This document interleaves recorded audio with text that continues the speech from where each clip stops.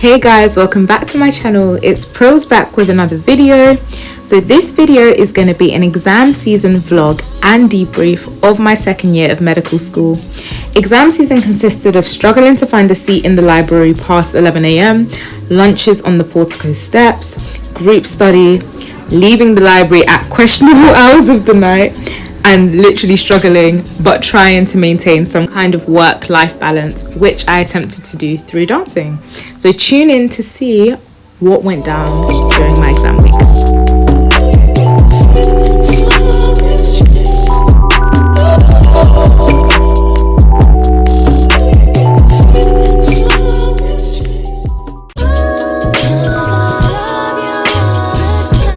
Hey guys, how you feeling?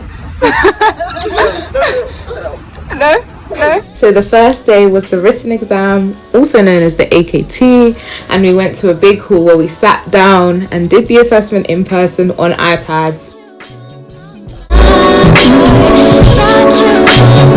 So the second day was the CPSA, also known as OSCEs, and these are spoken exams, and I was based at the Royal Free Hospital for my first day.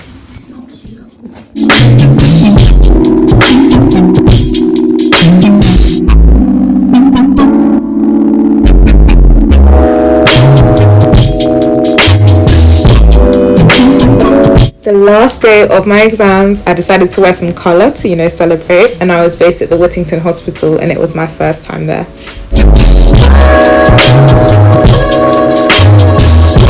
So, I'm at the point now where I have finished second year, and I've got a lot to say. I was one of the years that got affected by COVID. Sorry, not me, in terms of my education. So, the first year I entered uni, everything was online. Exams online. I'm not gonna lie, I don't feel like I experienced the full force of medicine and what medicine could be in my first year of university. Obviously around exam times it was a bit stressful, but it was online at the end of the day, you know what I mean? So this year what I'm gonna say is I feel like I properly experienced medicine. You know that medicine, when people hear medicine, say, oh, you do medicine. That's the medicine I experienced this year. And what I'm going to tell you guys is three ways that exam season has humbled me. So we're going to start with number one. There is no such thing as high yield information. Think about the amount of lecture slides, lectures and content and information we have to learn, right? You can try your best to learn everything. Of course, that is the goal. Everyone wants to know everything. But unfortunately, sometimes when it comes to the exams, there are some things you need to prioritize over others because you think those are the things that are more likely to come up. And I'd say for me, that is definitely one of the strategies I use to get through. What these exams have showed me is there is no such thing as high yield information. I was examined on things that I honestly... I don't know what you're talking about. I don't know where this was. Things that were just one lecture slide, things that were just a sentence that wasn't even, the lecture didn't go into detail about. When you're in GCSEs or A levels, I don't know, secondary school, and you kind of just skip things because you're like, this is not going to come up anyways, it's fine, they're not going to examine this. Don't fall into that trap. Don't fall into that trap, because at the end of the day, we're studying to be doctors. That one line you skip, one patient could now come in with that condition. One patient can now come in and you need to use that information to treat that patient. So there's no, okay, I can just skip that. Do you get it? Try your best to learn as much as you can. The second way, medical school exams have humbled me. I have never revised so much for an exam or prepared so much for an exam and still walked in feeling like I might fail. So obviously I'm at a point in my life where I have sat a lot of exams to get to this point, through school, medical school as well. I'd say across my 2 years, across preclinical medicine, this has been one of the most humbling things. Imagine, let me put it into context, because when I'm saying it, you might be like, but let me put it into context. Imagine for about 2 months, let's say 2-3 months, you are studying for something 6 to 10 hours a day for 2 months. Maybe, okay, you have off days here and there where you have breaks, cool, but like for the most part, you're studying 6 to 10 hours a day for around 2 months.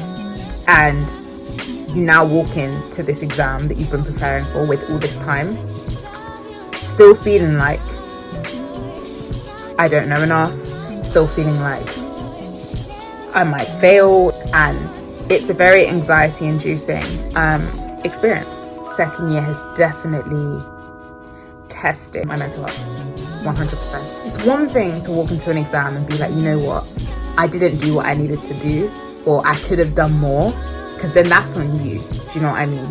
But it's another thing to walk in and say, I did all that I could, and I still feel, let's say, incompetent, or feel like I haven't done enough. And I think the most jarring thing about it is, if I put 6 to 10 hours a day for 2 months into anything else, whether that's another degree, whether that is just a skill in my life, learning a language, learning how to, I don't know, ride a motorcycle, I don't know, I can't think of anything. But if I put that time into anything else, I would be a genius at my craft. I would be at the top of whatever I'm doing. But I'm giving all this time to this thing and still getting to the end and not feeling like I've done everything I could, or still feeling like I could do more. You know what I mean? And this is just all for me to just pass this exam, just to pass. In secondary school, the fear would be, am I going to get a 7, 8 or 9?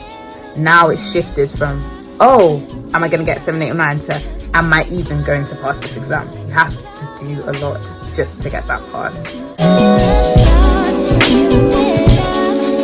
The third way medical school exams have humbled me, I'm just going to say a phrase, is learning how to take an L and keep it stepping.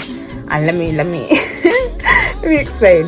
It's just learning how to take losses and just keep it moving. This year I started what you call OSCEs. I've already said, I've talked about it so much, but yeah, CPSAs, where I've had to speak.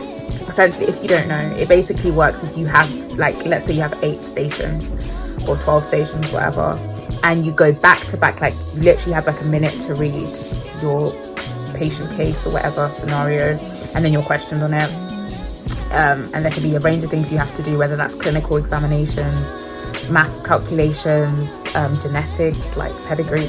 It's just so many things. You literally are questioned and then you move to the next station, you're questioned, you move to the next station, like round in a circuit, whatever. And honestly, the pain the pain, like imagine like going to one station feeling like this has gone horribly, you just need to move to the next station and get questioned again, move to the next one and get questioned again, despite how you're feeling. It's humbled me.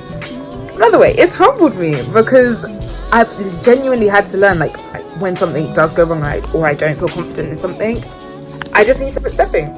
I'll deal with it later.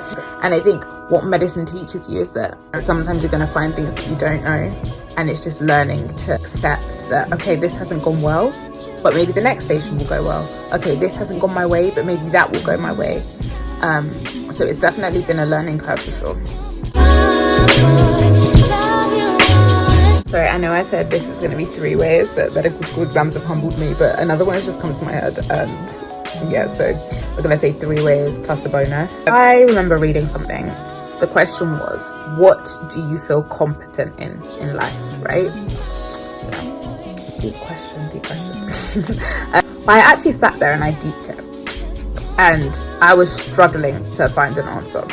And I just remember being back in school, I feel like there were so many things I felt competent in, or things that I felt were my things, like I'm good at this, like I get this comes naturally to me. And then I come to uni and it's like, what do I actually feel competent in? If we're talking about a way medicine has humbled me, or medical school exam season has humbled me, it's definitely in that aspect. I feel like no matter how much you know, there's always going to be something you don't know, or you don't know it as well as you could know it, if that makes sense. Taking it till you make it phrase comes into it a lot. I'm not going to lie. I think I've had to come to terms with the fact that no matter how much work I put in, I don't think I'll ever walk into an exam smiling like, yeah, yeah, like I know my stuff, I know everything I know.